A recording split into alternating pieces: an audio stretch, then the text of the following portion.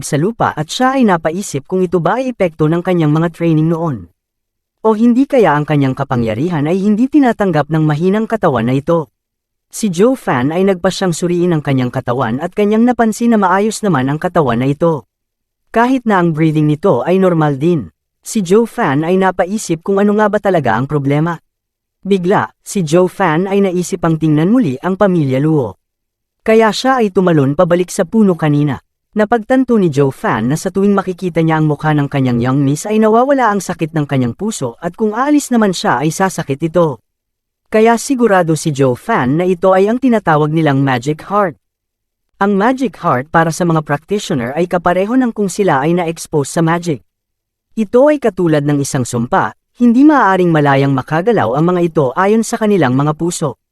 Kung sila ay hindi susundin ang sinasabi ng kanilang puso, sila ay mamamatay. Si Joe Fan ay nagdesisyon na tingnan ang alaala ng may-ari ng katawan na ito para malaman niya kung may sumpa ito ng magic heart. Nalaman ni Joe Fan na ang may-ari ng katawan na ito ay palaging pinagtatanggol ng kanilang young miss nung ito ay bata at ito ay nanumpa din na gagawin niya ang lahat para protektahan ang kanilang young miss sa panganib.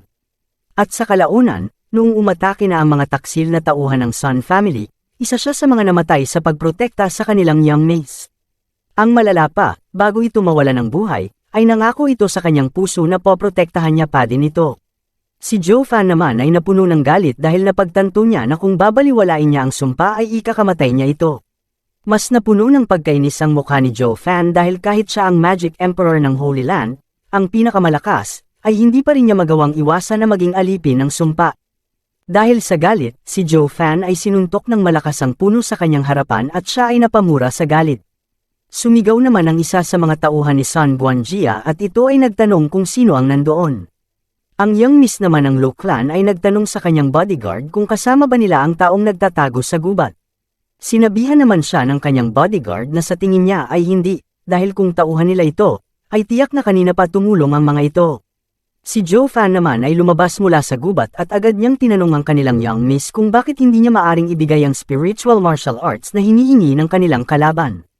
Dagdag pa ni Joe Fan na ayaw niyang mamatay ang kanilang young miss dahil lang dito, at ito ay magiging malaking kawalan din para sa kanilang clan. Si Yun Chang naman ay nagulat nang makita niya si Joe Fan na nakita niyang namatay, ay buhay pa pala. Si Joe Fan ay agad naman na nagsabi na sa tulong ng isang himala siya ay buhay pa. Ang mga tauhan naman ni Sun Buanjia ay tumawa dahil ang mahinang katulong lang pala ng Luo Clan ang dumating. Si Joe Fan naman ay naging seryoso at kanyang naisip na ang pinakamahinang martial artist sa kalaban nila ay nasa antas ng 6th layer at ang antas ng chi naman ni Sun Buanjia ay mas malakas pa sa kanila. Kaya sa tingin ni Joe Fan, sa kasalukuyang lakas niyang ito ay magiging battle of life and death para sa kanya. Si Pang Tongling naman ay napabuntong hininga na lang dahil sa walang kwentang pinagsasabi ni Joe Fan. Ang isang katulong naman ng kanilang pamilya ay nagsabi na sa tingin niya ay sinasabi lang ito ni Joe Fan dahil ito ay natatakot. Si Joe Fan ay sinabihan ng kanilang young miss na sila ay nasa panganib na sitwasyon kaya bakit pa nila kailangang ibuwis ang kanilang buhay para lang protektahan ito.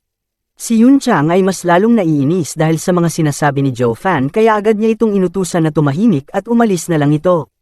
Si Sun Buanjia naman ay pinuri ang kabaitang pinapakita ni Yun Chang dahil kahit nasa mapanganib na sila na sitwasyon ay nagawa pa din itong sagipin ang buhay ng kanilang slave na si Joe Fan. Si Yun Chang ay nagtanong kung pwede bang pakawalan na lang ni Sun si Joe Fan at huwag itong patayin. Tumawa naman si Sun at kanyang sinabi na hindi niya maaring gawin ito kaya agad niyang inutusan si Wally na unahin niyang patayin si Joe Fan. Si Wally ay agad na umatake habang si Joe Fan ay tahimik lang na nag-iisip na ang antas ng Wally na ito ay nasa 7 layer kaya kailangan niya itong talunin gamit ang mabilis na atake. Si Wally ay agad na itinaas ang kanyang sandata habang ito ay tumatawa. Sinabihan din ni Wally si Joe Fan na katapusan na niya ito. Si Joe Fan naman ay ngumiti at agad niyang binago ang posisyon ng kanyang paa. Sa isang mabilis na galaw, matagumpay na nahawakan ni Joe Fan ang kamay ni Kikoy hanggang sa mabitawan nito ang hawak niyang espada. Agad naman na sinalo ni Joe Fan ang espada at ang kanyang ginamit ito para atakihin ang kalaban. Nagulat naman si Wally nang makita niya na ang kanyang malaking katawan ay naputol lang ng mahinang katulong. Ikinagulat naman ito ni Yun Chang pati na ng mga kalaban. Si Joe Fan ay agad na tumakbo papalayo sa katawan ng kalaban at kanyang naisip na kailangan niyang umalis na sa lugar na ito. Napansin naman ni Joe Fan ang lokasyon ni Yun Chang at agad niya itong pinuntahan. Nagulat naman ang magkapatid nang makita nila na si Joe Fan ay papunta sa kanilang direksyon. Si Joe Fan naman ay naisip na ang kailangan niyang gawin ngayon ay siguraduhin ang kaligtasan ng dalawang ito. Si Pang Tongling naman ay nagulat sa ginawa ni Joe Fan. Ang mga kalaban naman ay sumigaw na dapat nilang habulin agad sila Joe Fan bago pa ito makalayo sa gubat. Ginamit naman ito ni Pang Tongling na pagkakataon para harangan ang paghabol ng mga kalaban sa kanilang young miss kaya agad niyang inutusan ang kanyang kasamahan na maghanda sa laban. Si Sun Guangjia naman ay napuno ng pagkainis dahil nasira ng katulong lamang ang kanyang mga plano. Kaya ipinangako niya na hindi niya papatakasin ang mga ito. Dagdag pa niya na kapag nahuli niya si Joe Fan ay papahirapan niya ito hanggang sa mamatay ito. Lumipas ang ilang oras na pagtakbo. Si Joe Fan ay walang tigil na naririnig ang pang-iinsulto ng kanilang young miss dahil gusto nitong balikan ang kanilang mga kasamahan para iligtas. Ang kapatid naman ni Yun Chang na si Yun Hai ay nagpahayag din na bitawan siya ni Joe Fan. Si Joe Fan ay napuno na sa ingay ng kanyang young miss kaya ibinato niya ito sa ilalim ng puno. Si Yun Chang ay agad na inutusan si Joe Fan na kailangan nilang bumalik doon dahil hindi nila pwedeng iwan na lang ang kanilang mga bantay ng ganoon na lang. Sinabi naman ni Joe Fan na kung gustong bumalik ni Yun Chang doon ay malaya siyang umalis. Tiningnan ni Joe Fan ang kanilang young miss at tinanong niya ito kung makakaya niya bang matalo ang mga kalaban kung sakaling makabalik siya doon. Si Joe Fan ay naglakad at kanyang sinabihan si Yun Chang na umalis na ito kung gusto na niyang mamatay agad. Dagdag pa ni Joe Fan na wala sila ngayong magagawa dahil ang mga kalaban ang naghahanap sa kanila. Si Yun Chai naman ay agad na pinagalitan si Joe Fan at kanyang sinabihan ito kung kailan pa natuto si Joe Fan na sumagot sa kanyang master. Dagdag pa ng batang makulit na bitawan siya nito dahil sasamahan niya ang kanyang kapatid na bumalik doon. Si Joe Fan naman ay napuno ng pagkainis at kanyang sinabihan ang makulit na bata na papaluin niya ang puwet nito kung hindi ito tatahimik. Si Yun Chai naman ay agad na sinabi na subukan lang ito ni Joe Fan kung makakaya niya. Si Joe Fan naman ay agad na tumawa habang si Yun Chai ay parang gusto nang bawiin ang kanyang sinabi. At mga idol, tulad nga ng inaasahan nyo, siya ay pinalo ni Joe Fan. Yan, makulit kasi. Si Yun Chang naman ay agad na pinagalitan si Joe Fan dahil sa pagpalo nito sa puwet ng kapatid niya.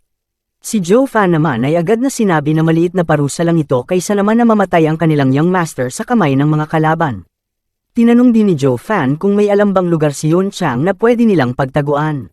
Si Yun Chang ay hindi na nakasagot sa sinabi ni Joe Fan at kanyang sinabi na may isang malabo na kagubatan sa kanlurang bahagi ng Blackwind Mountain na kahit ang mga mountain bandits ay hindi alam ang lugar na ito. Si Joe Fan naman ay natuwa at kanyang sinabi na pupunta sila doon. Si Joe Fan ay inutusan din si Yun Chang na hawakan nito ang kapatid niya habang naglalakad sila. Si Yun Chang naman ay namula at kanyang sinabi na hintayin lang ni Joe Fan na makawala sila sa sitwasyon na ito dahil paparusahan niya ito. Ang tatlo ay nakarating na sa paanan ng Misty Forest, at si Yun Chang ay nagpahayag na ang mga usok sa bundok na ito ay matagal nang nandito. Kaya ang mga tao ay nahihirapan na lumabas at pumasok sa parte ng bundok na ito. Si Yun Chang ay nagpahayag din na ang kanilang ama at ang pinuno ng Blackwind Mountain na mga bandit ay magkapareho lang ang lakas ngunit sila ay nagulat ng biglang atakihin ng mga bandits na ito. Si Joe Fan naman ay hindi pinansin ang sinabi ni Yun Chang bagkus ay sinabi niya na ang lugar na ito ay magiging maganda para sa plano niya. Si Yun Chang ay agad namang sinabihan si Joe Fan na isama nito ang kapatid niya sa loob para tumakas habang kukunin naman niya ang atensyon ng mga kalaban. Tinanggihan naman ito agad ni Joe Fan kaya napatanong na lang si Yun Chang kung bakit. Si Joe Fan naman ay nagpahayag na hindi niya alam ang daan ng bundok na ito kaya kung hindi sasama si Yun Chang ay hindi niya isasama ang kapatid nito. Dagdag pa ni Joe Fan nang kung susubukan namang tumakas ni Yun Chang ay papatayin niya agad ang kapatid nito. Napasigaw naman sa galit si Yun Chang dahil sa pinagsasabi ng kanilang katulong. Si Joe Fan ay nagpahayag na kung papayagan niyang umalis si Yun Chang ay ikakamatay niya lang agad ito.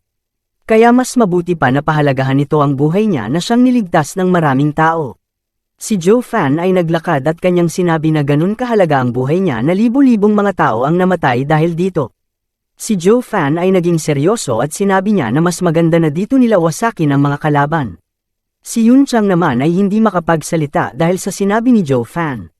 Bigla, ang magkapatid ay sumigaw kung nababaliw na ba si Joe Fan dahil akala nito ay madali lang nila matatalo ang mga kalaban ng mag-isa.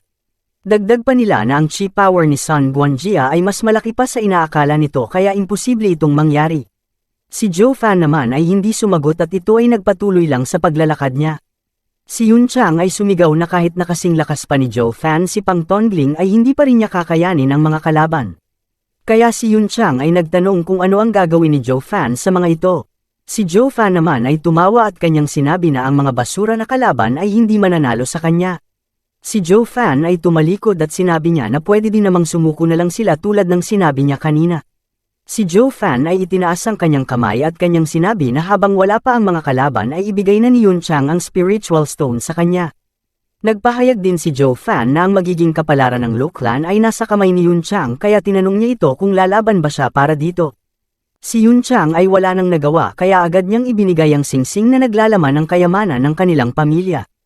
Agad naman itong sinalo ni Zhou Fan.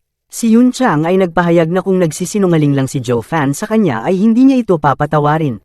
Si Zhou Fan ay agad na pumasok sa loob ng gubat at kanyang sinabihan ang mga kapatid na maghintay na lang sila dito. Si Yun Chai naman ay napuno ng galit at kanyang sinabi na ang kanilang slave ay talagang nagiging arrogant na kaya dapat turuan ng leksyon ito ng kanyang kapatid. Si Yun Chang ay hinawakan ang ulo ng kanyang kapatid at sinabihan niya ito na kahit si Zhou Fan ay hindi sila nirerespeto ngunit tinutulungan pa din sila nito. Mas mabuti na ito kaysa mga taong nagpapanggap lang na mabait sa harapan nila pero mga kalaban pala. Si Zhou Fan ay nagpatuloy sa paglalakad niya at naisip niya na ang lugar na ito ay perpektong lokasyon para gawing natural na array. Tumawa si Zhou Fan at sinabi niya na sayang lang dahil hindi ito alam ng mga tao. Ngunit ngayon ay gagawin niya itong Second Tian Mountain ng mga array. Si Zhou Fan ay sumigaw na magbukas ang 9 remote ghost gates habang tinataas nito ang hawak niyang singsing.